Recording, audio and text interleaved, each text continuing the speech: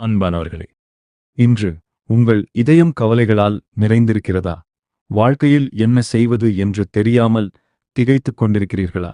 குடும்ப பிரச்சனைகள், கடன் சுமை, நோய், வேலை இல்லாமை, தனிமை, எதிர்கால பயம், இவற்றால் உங்கள் மனம் சோர்ந்து போயிருக்கலாம்.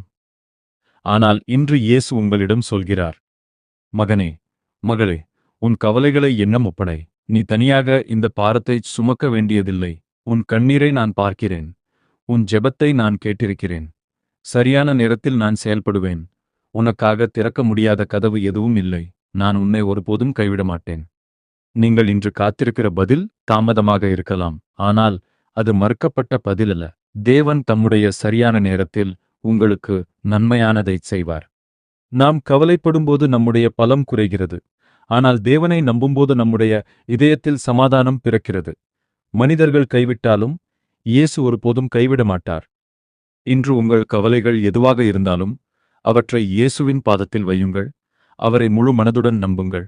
அவர் உங்களுக்காக வழியை உண்டாக்குவார். வேதாகமம் கூறுகிறது, உங்கள் சகல கவலைகளையும் அவர் மேல் வைத்து விடுங்கள்.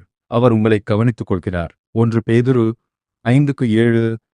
இப்போது நாம் அனைவரும் சேர்ந்து ஜெபிப்போம். ஜெபம்.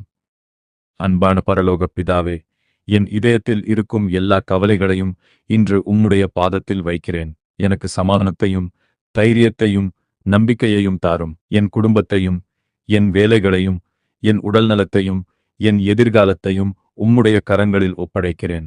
எனக்காக வழியை திறந்து உம்முடைய சித்தத்தின்படி என்னை நடத்தும். இயேசுவின் நாமத்தில் ஜெபிக்கிறேன். ஆமென். இந்த செய்தி உங்களுக்கு ஆசீர்வாதமாக இருந்தால் இதை மற்றவர்களுக்கும் பகிருங்கள். தேவன் உங்கள் வாழ்க்கையில் பெரிய காரியங்களைச் செய்வாராக. ஆமென்.